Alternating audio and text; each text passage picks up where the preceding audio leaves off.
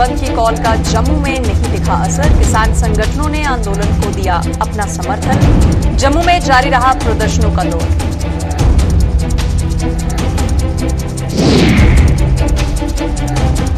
अपनी पार्टी ने किया एक और बड़ा वादा। बुखारी ने कहा, सत्ता में आने पर दरबार मूव की प्रथा दोबारा करवाई जाएगी शुरू।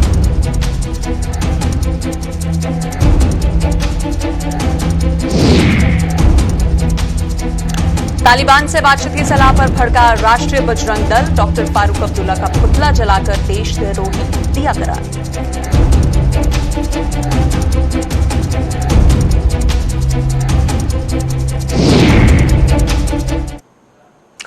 नमस्कार, बुलेटिन में आप सभी का स्वागत है। मैं हूं आपके साथ प्रियंका चौधरी। पेश है अब तक के समाचार। जम्मू कश्मीर की सत्ता में आने पर रियासत का दर्जा वापस दिलाने का वादा करने वाली अपनी पार्टी ने एक और बड़ा वादा कर दिया है। अपनी पार्टी ने यह ऐलान किया है कि जम्मू कश्मीर की बागडोर अगर उसके हाथों में आती है तो वो फिर से दरबार मूव की प्रथा को दोबारा शुरू करवाएगी। अपनी पार्टी के सदर ने जम्मू के पार्टी मुख्यालय में आज कुछ लोगों के पार्टी में शामिल होने के बाद पत्रकारों के सवालों के जवाब में कहा है कि अपनी पार्टी की सरकार अगर वजूद में आई तो दरबार मूव को हर हाल में दोबारा शुरू करवाया जाएगा। उन्होंने कहा है कि अपनी पार्टी दोगली सियासत पर विश्वास नहीं रखती है और अब लोगों को भी ये समझ आ चुका है।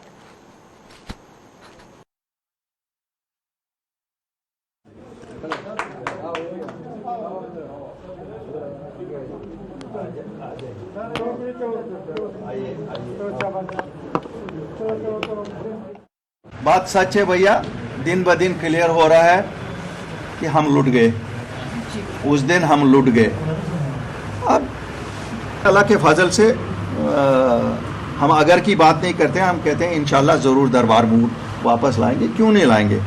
हम देख रहे हैं जोक दर जोक हमारे साथ लोग जुड़ रहे हैं, कश्मीर में भी जुड़ रहे हैं। क्यों? हमारी दोगली सियासत नहीं है। हम जो बात करते हैं यहाँ पर भी वही बात करते हैं और श्रीनगर में भी वही बात करते हैं। आहिस्ता आहिस्ता लोगों को समझ आ गई है कि एक जमात सामने आई है जिसे कोई वेस्टेड इंटरेस्ट नहीं है। अपना एक ही इंटरेस्ट है कि पुरानी रियासत को कैसे लाएं, अपनी आइडेंटिटी को कैसे वापस लाएं और जो हमारे साथ ये खिलवाड़ हो रहा है इसको कैसे ख़त्म करें।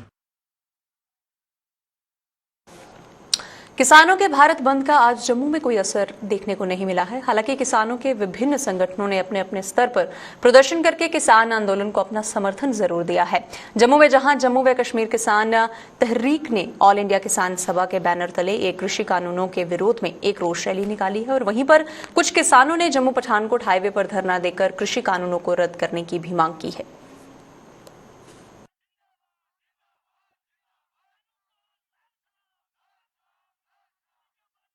किसानों को पिछले दिनों में 25 और 26 अगस्त को सिंधु बॉर्डर पे 2 रोजा कन्वेंशन हुई थी। उस कन्वेंशन में फैसला लिया गया कि 5 सितंबर को हम मुजफ्फरनगर में रैली करेंगे। आपने देखा होगा कि लाखों की तादाद में वहाँ किसान जमा हुए। वहाँ से ही कॉल दे दी कि 27 सितंबर को पूरा हिंदुस्तान बंद करेंगे। बंद के सवाल पर आपको मालूम है कि 3 किसान विरोधी बिल, एक तो ये है कि स्पोर्ट प्राइस जो जिसे हम MSP कहते हैं, इसकी सरकार गारंटी दे। दूसरा बिल जो सरकार लाया है कि जितना मर्जी माल जमा कर लो, जितना मर्जी आलू प्याज दाल चावल जितना मर्जी, कोई किसी किस्म की पाबंदी नहीं। उस वक्त ये बिल लाया गया जबकि उसके पहले ही अडानी ने और अवानी ने बड़े बड़े माल बना रखे थे। अब किसानों को पूछ रहा है कि क्या सरकार की राय थी अडानी अवानी से? क्या सरकार की राय थी जहाँ एयरलाइंस आए, क्या हर जगह एयरलाइंस को ठेका दें, जमीन एयरलाइंस को, बाजार एयरलाइंस को और बड़े बड़े माल एयरलाइंस को? इस सवाल पर जितनी देर तक ये तीनों किसान विरोधी बिल वापस नहीं लिए गए, चाहे 10 साल लगे जाएं, ये किसान दिल्ली के बॉर्डर में बैठा है, वहाँ लड़ रहा है। उसी सिलसिले पर बंद की कालें आते रहेंगी और ये सरकार किसानों के हित में वो फैसला को ले नहीं रही। इसलिए जब से किसान बंदी जो मोर्चे पर वो लगे हैं, दिल्ली में कम से कम कुछ नहीं 700 आदमी मर चुके हैं। पहली बात, आज के दिन उनको हम श्रद्धांजलि देते हैं और ये अपील करते हैं सरकार से कि ये मसले को लाइटली मत समझें, क्योंकि ये मसला एक बहुत गंभीर मसला है और गंभीर मसले में लोग जुड़ते ही जाएंगे, लोग कम नहीं होंगे। तो हमारा मानना यही है कि सरकार इस प्रोटेस्ट को अगर वो ख़त्म करना चाहती है तो जो 3 काले कानून सरकार लाई है उसको ये वापस लें और किसानों को एक राहत दें, क्योंकि बीजेपी की एक नीति है। किसान संगठनों के भारत बंद का जम्मू में भी कोई असर देखने को नहीं मिल रहा है और जम्मू में जहां लोगों ने कारोबार रोजमर्रा की भांति खुले हुए हैं और वहीं पर रेलगाड़ियां भी और उनकी आवाजाही पर भी कोई असर जो है वो नहीं दिख रहा है। रेल संचालन बदस्तूर जारी है और अलबत्ता कुछ रेलगाड़ियों के आने जाने में कुछ देरी जरूर हो रही है।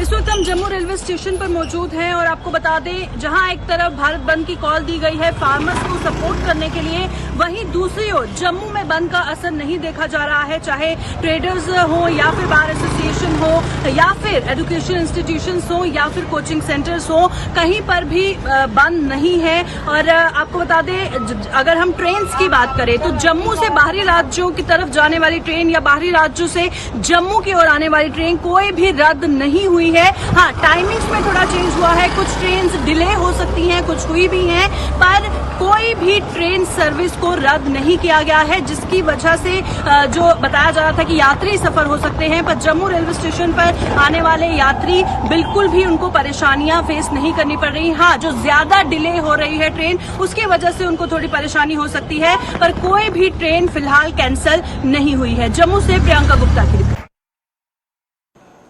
नेशनल कॉन्फ्रेंस के अध्यक्ष व सांसद फारूक अब्दुल्ला द्वारा देश की सरकार को तालिबान से बातचीत करने की दी गई सलाह पर बखेड़ा खड़ा हो गया है। राष्ट्रीय बजरंग दल ने जम्मू में आज प्रदर्शन करते हुए डॉक्टर फारूक अब्दुल्ला का पुतला जलाकर उनके खिलाफ प्रदर्शन भी किया है। बजरंग दल ने डॉक्टर फारूक अब्दुल्ला को देशद्रोही करार देते हुए उन्हें देश की सरकार का सलाहकार न बनने की भी सलाह दी है। बजरंग दल ने आरोप लगाया है कि डॉक्टर फारूक ने आतंकियों की सरकार से बातचीत करने की सलाह दी है, जो कि सरासर देशद्रोह है। हमारे देश की सरकार को किससे बात करनी चाहिए और किससे नहीं, इस बारे में उन्हें ज्ञान बांटने की कोई जरूरत नहीं है।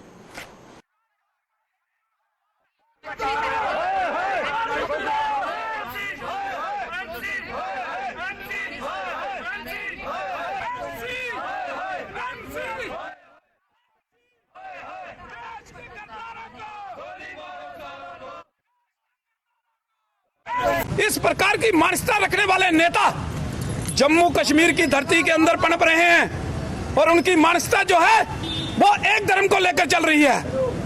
हम लगातार विरोध करते आए हैं, लगातार हम इसके ऊपर जो है वो बार बार जो है विरोध प्रदर्शन करते आए हैं और ये कहते आए हैं कि इस प्रकार के बयान जो हैं वो बर्दाश्त नहीं होंगे। लेकिन ये नेता हैं जो सुधरने का नाम नहीं ले रहे। इसीलिए आज हम फारूक अब्दुल्ला का पुतला फूंका हमने और उसका विरोध किया है और हम उसको चेतावनी दे रहे हैं कि इस प्रकार के जो बयान हैं वो इस जम्मू कश्मीर की धरती के ऊपर सहन नहीं किए जाएंगे। जिस प्रकार से महबूबा मुफ्ती का भारी विरोध जो है हमने लगातार जम्मू कश्मीर की इधर जम्मू में किया है, इसी प्रकार से फारूक अब्दुल्ला का भी विरोध जो है उसी प्रकार से किया जाएगा, क्योंकि ऐसे बयान जो वो देश विरोधी बयान है और केंद्र सरकार बैठी है बात करने के लिए, उसने किससे बात करनी है वो डिसाइड करेंगे। लेकिन फारूक अब्दुल्ला को ज्ञान बांटने की जरूरत नहीं है। क्लस्टर यूनिवर्सिटी जम्मू के अधीन आने वाले कॉलेजों द्वारा दाखिले की क्षमता कम किए जाने के विरोध में अखिल भारतीय विद्यार्थी परिषद का गुस्सा अब 7वें आसमान पर पहुंच चुका है। 80 से 90% अंक हासिल करने वाले स्टूडेंट्स को भी दाखिले न मिलने पर अखिल भारतीय विद्यार्थी परिषद की जम्मू कश्मीर इकाई ने आज एक बार फिर से क्लस्टर यूनिवर्सिटी जम्मू के खिलाफ प्रदर्शन किया है। परिषद का कहना है कि कोरोना काल में भी इतने अंक हासिल करने के बावजूद क्लस्टर यूनिवर्सिटी उन्हें मायूस कर रही है, जिस पर जम्मू कश्मीर प्रशासन को ध्यान देना चाहिए।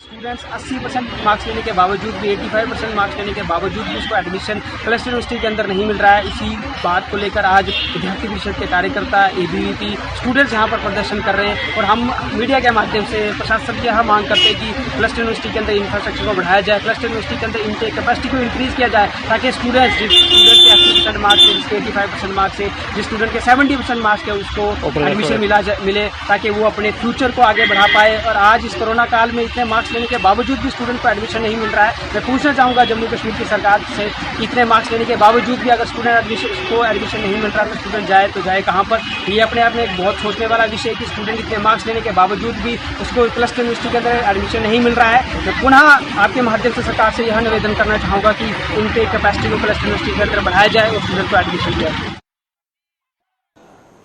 डोडा के राशन डीलरों ने आज जम्मू में प्रदर्शन करके डोडा के खाद्य विभाग के असिस्टेंट डायरेक्टर पर कई संगीन आरोप लगाए हैं। राशन डीलरों ने आरोप लगाया है कि असिस्टेंट डायरेक्टर गले तक भ्रष्टाचार में डूबे हुए हैं और उनकी वजह से उन्हें बकाया कमीशन का भुगतान नहीं हो पा रहा है। डोडा जो एडिशनल चार्ज लेकर बैठे हैं उनको बराए मेहरबानी दूसरी जगह भेजा जाए, क्योंकि वो रिश्वत खोरी में बड़े एक्सीलेंट आदमी हैं और वो पिक एंड चूज के बगैर पेमेंट करने के हक में नहीं है। पैसा लाइबिलिटी, कैरेज, कमीशन, डीलरों का पैसा जो नहीं दिया जाता है, करोड़ों रुपए हैं और काम लोगों ने किया है मगर पैसा नहीं मिलता है। ये इससे बढ़कर क्या डिमांड है? पैसे पर ही दुनिया चलती है। हमने डिस्ट्रिक्ट लेवल में बात की, एडी डिफॉल्टर पाया गया लेकिन कोई माकूल जवाब नहीं दे सका, चूंकि पिक एंड चूज करता है, रिश्वत खाता है।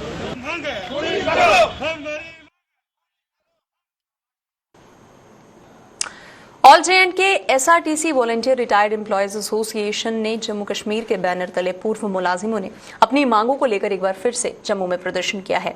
एसोसिएशन के प्रधान देवराज बाली ने कहा है कि सरकार के आदेश के अनुसार उनकी बिल स्टेटमेंट एक हफ्ते के अंदर सचिवालय में भेजी जानी थी, लेकिन 3 महीने गुजर जाने के बावजूद भी स्टेटमेंट तैयार नहीं है। बाली ने कहा है कि एसआरटीसी के अधिकारियों ने अपनी स्टेटमेंट तो बनाकर भेज दी है, लेकिन पूर्व कर्मचारियों की स्टेटमेंट की अनदेखी की जा रही है।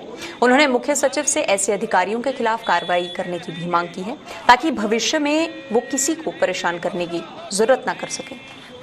आज का जो हमारा डिमांस्ट्रेशन है एसआरटीसी मैनेजमेंट के खिलाफ, क्योंकि इन्होंने आज 3 महीने गुजर चुके हैं, हमारी बिल स्टेटमेंट नहीं बना के भेज रहे हैं सिविल सेक्रेटरीट में, जबकि ऑर्डर आया था सेक्रेटरी से कि इनकी लाइबिलिटी बनाकर भेजो।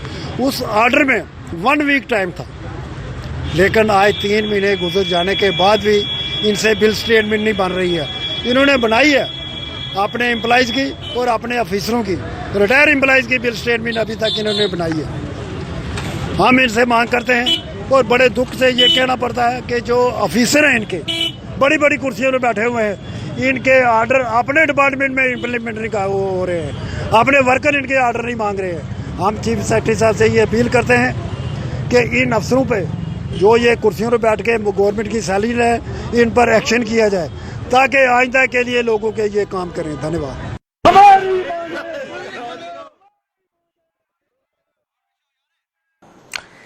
जम्मू में जम्मू हाट के वजूद में आने के बाद प्रशासन ने हस्तशिल्प और हथकरघा उद्योग से जुड़े लोगों की हौसला अफजाई करने में जुट चुका है और इसी कड़ी में जम्मू हाट में इन दिनों उद्योगों से जुड़े लोगों के उत्पादों की प्रदर्शनी लगाई गई है, जहां पर अलग अलग वैरायटी की बिक्री भी की जा रही है। खास बात तो यह है कि इन लोगों को यहां पर स्टॉल लगाने की जगह भी मुहैया करवाई गई है, जिसका कोई भी शुल्क नहीं वसूला जा रहा है।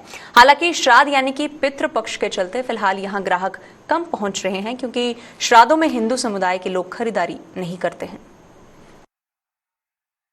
सर बेनिफिट ये है कि गवर्नमेंट ने हमें फ्री ये प्लेटफार्म दिया है। जिस प्लेटफार्म पे हमें बिठाया है इसका कोई रेंट नहीं है हमारे से लेते, वो कुछ नहीं लेते, हम फ्री बैठे हैं, फ्री ऑफ कॉस्ट यहाँ बैठे हैं। कस्टमर आ रहा है सर, लेकिन कम आ रहा है कस्टमर, इसलिए कि यहाँ श्राद्ध लगे हुए हैं। अगर नवरात्रे में होती तो और भी बेनिफिट होता, नवरात्रों में लगाते तो हमें और भी बेनिफिट मिलता। फिर भी थोड़ी बहुत हमारी सेल हो रही है, तो अगर ऐसी एग्जीबिशन लगती रहे तो हमें बेनिफिट मिलता रहेगा सर। और यहाँ पर हमारा काम अच्छा चल रहा है और हर सोसाइटी वाले का फ़ायदा हो रहा है।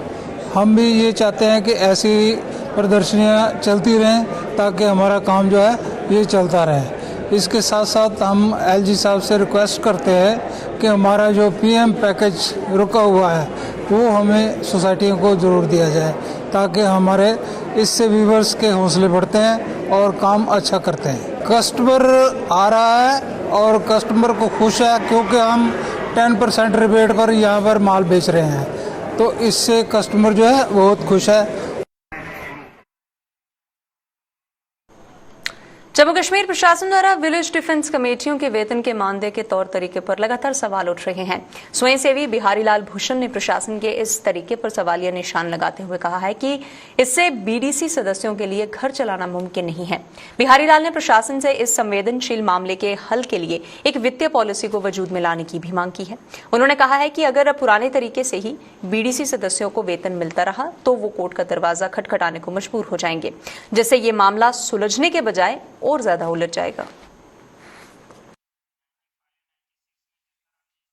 5-6 हज़ार से आज के दौर में मुझे नहीं लगता है कि घर का कारोबार चल सकता है, घर का निज़ाम चल सकता है, बच्चों की अच्छे से तालीम हो सकती है। सरकार से हमारा इतना सा मुतालबा है कि वीडीसी का मसला जो है बड़ा सेंसिटिव मसला है। लोगों ने शहादतें दी हैं, कुर्बानियाँ दी हैं अपने वतन के लिए, अपने समाज के डिफेंस के लिए, अपने गाँव के डिफेंस के लिए, अपने जम्मू कश्मीर को महफूज रखने के लिए वीडीसी ने बहुत बड़ा रोल अदा किया है। हम ऐसा कह रहे हैं कि सरकार को एक वन टाइम पॉलिसी फ्रेम करे, financial policy village defence committee के मेंबर्स के लिए फ्रेम करे ताकि उनको भी इंसाफ मिल सके। अगर आप एसपीओज की सैलरी को तकसीम करेंगे बाकी लोगों के बीच में तो वो लोग जाहिर बात है कोर्ट का रास्ता अख्तियार करेंगे। कोर्ट का रास्ता जब अख्तियार करेंगे तो मसला जूं का तूं रहेगा। जब तक कोर्ट का डिसीजन नहीं आ जाएगा तो उससे विलेज डिफेंस कमेटीज के मेंबरान का मसला जो है वो हल नहीं हो सकता है। तो हम ऐसा कह रहे हैं कि सरकार इसमें नया क्या कर रही है कि आप उसी सैलरी को डिवाइड कर रहे हैं।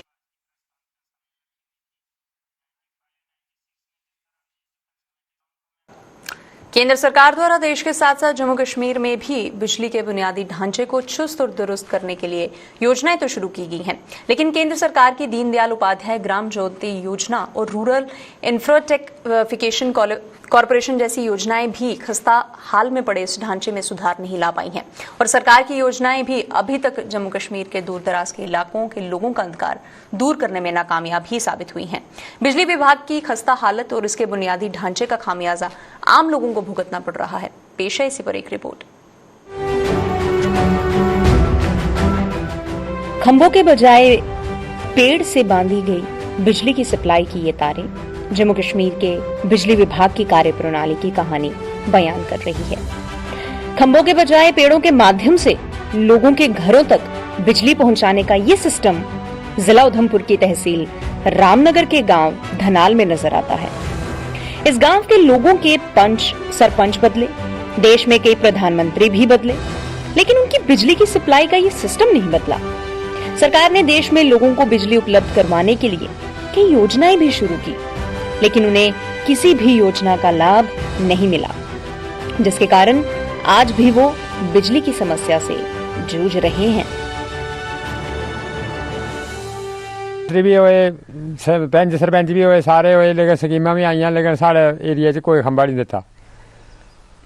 जिसलै डिग्गी पौंदी तार थल्ले 5-5 6-6 दिन असें राखी करना पौंदी कि बच्चें दी और डंगरें दी, कोई शार्ट हो जाने दा बड़ा खतरा होंदा।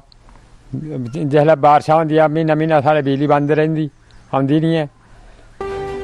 इस गांव के लोगों के मुताबिक पेड़ पर लटक रही ये तारें भी उन्होंने अपने पैसों से ही खरीदी हैं और खंभों के लिए भी वो लगातार बिजली विभाग के कर्मचारियों और अधिकारियों से मांग कर रहे हैं, लेकिन कहीं भी उनकी सुनवाई नहीं हो पा रही है। विभाग द्वारा खंभे उपलब्ध न करवाए जाने के कारण उन्होंने पेड़ों से बिजली की तारों को बांधना भी पड़ा और उन्हें ये करने के लिए मजबूर भी होना पड़ा है। पेड़ों के साथ बांधी गई ये तारें आए दिन टूट जाती हैं और महीनों तक उनकी बिजली की सप्लाई भी बंद हो जाती है। यही नहीं, टूटी तारों से पूरे गांव के लोगों को करंट लगने का भय भी बना रहता है। मेरा यूसुफ है, 62 साल उम्र है मेरी, लेकिन 20 साल हुई है नेरे रौंदे इत्थे अपने पैसे किट्ठे करिए 5-6-10 घरें अपनी तार लेइयै असें लाई ही पेड़ें पर, फिर तुसें मिली जाग खंबे। गरीब लोकें स्याना आई गै नहीं है जी, कोई सुनाई नहीं है। असें कोई 10 एप्लीकेशनें देई ओड़ियां, पैंच सरपंचें भी सनाया, सारें गी सनाया। नमें कुसै कड़ाचेआ जे बच्चे पढ़ा दे, कोई ब्याहे नहीं, कुआरे बच्चे न, कि'यां इ'नेंगी बक्खरे करचै अस, कि'यां नंबर कड़ाचै इं'दे। बड़ी भारी प्रॉब्लम है। कोई ऐसा होए भी असें खंबे 10-8 मिली जान, तारां मिली जान ते साढ़ी लाइट जेह्ड़ी स्हेई होई जंदी। कोई साढ़े पानी नहीं आया, कोई टावर नहीं आया, कोई खंबा नहीं आया। सारे नलके भी हैं, सारे कोई नलका नहीं है।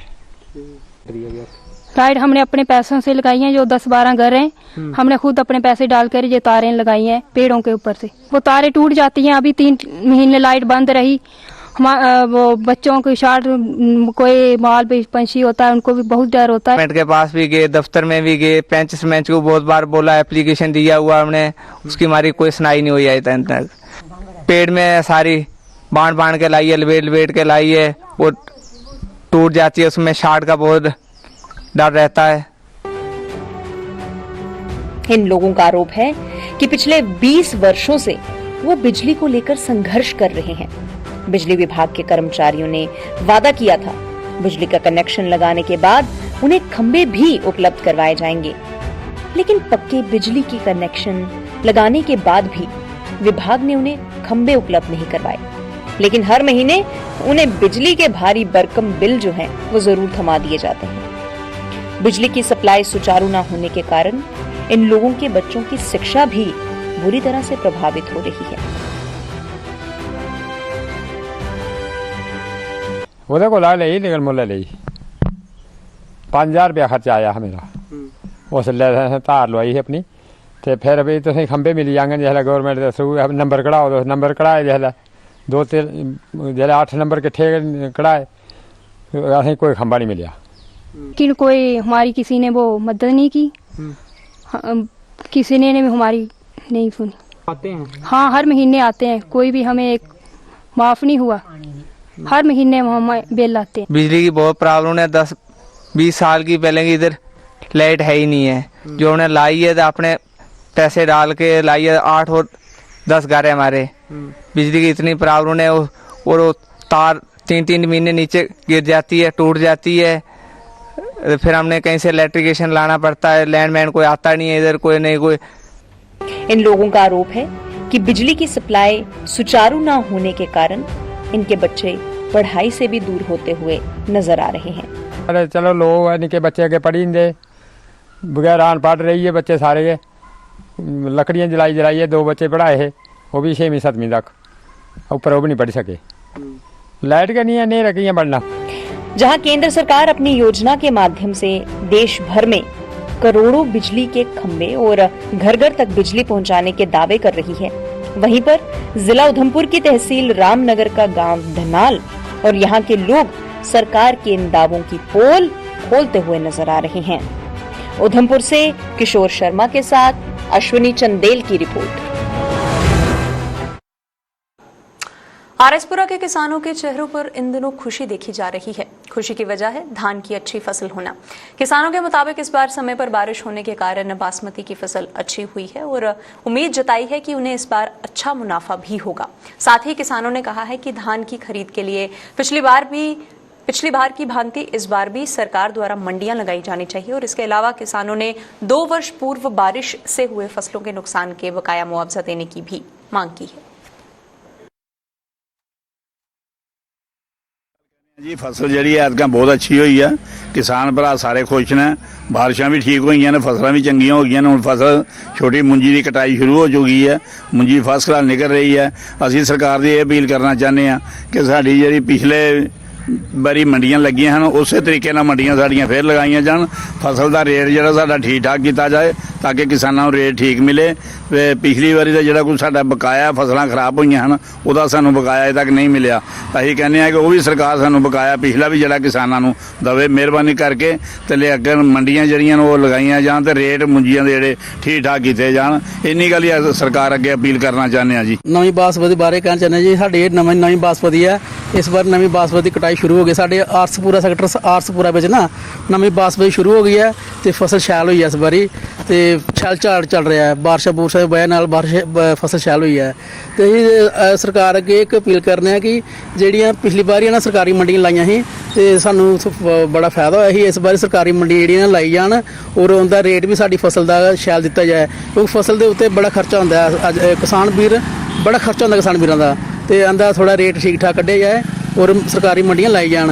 और उस तो इलावा जिहड़े साडे कोरोना काल के पिछले कई पिछली बार फसल खराब हो गई ही, उसकी वजह नाल कई लोगों को मुआवजा मिलिया, कईयों नहीं मिलिया। ਅਸੀਂ ਚਾਹੁੰਦੇ ਹਾਂ ਕਿ ਉਹ ਜਿਹੜੇ ਸਾਡੇ ਵੀਰ ਭਰਾ ਕਿਸਾਨ ਰੇਹ ਕਰਦੇ ਨੇ, ਜਿਹਨਾਂ ਨੂੰ ਮੁਆਵਜ਼ਾ ਨਹੀਂ ਮਿਲਿਆ ਪਿਛਲੀ ਵਾਰ ਦਾ, ਉਹ ਵੀ ਮੁਆਵਜ਼ਾ ਸੈਂਟਰ ਗੌਰਮੈਂਟ ਨੂੰ ਉਹ ਵੀ ਸਾਨੂੰ ਮੁਆਵਜ਼ਾ ਦਿੱਤਾ ਜਾਏ। ਔਰ ਅਸੀਂ ਇਹ ਚਾਹੁੰਦੇ ਹਾਂ ਕਿ ਜਲਦੀ ਸਰਕਾਰੀ ਮੰਡੀਆਂ ਲਾਈ ਜਾਣ, ਔਰ ਜਿਹੜੀ ਫਸਲ ਹੈ ਸਾਡਾ ਜਿਹੜਾ ਫਸਲ ਹੈ ਠੀਕ ਸਹੀ ਤਰੀਕੇ ਨਾਲ ਗੌਰਮੈਂਟ ਆਪਣੇ ਲੈ ਸਕਦੀ है। बुलेटिन में फिलहाल इतना ही। आप बने रहिए हमारे साथ। नमस्कार।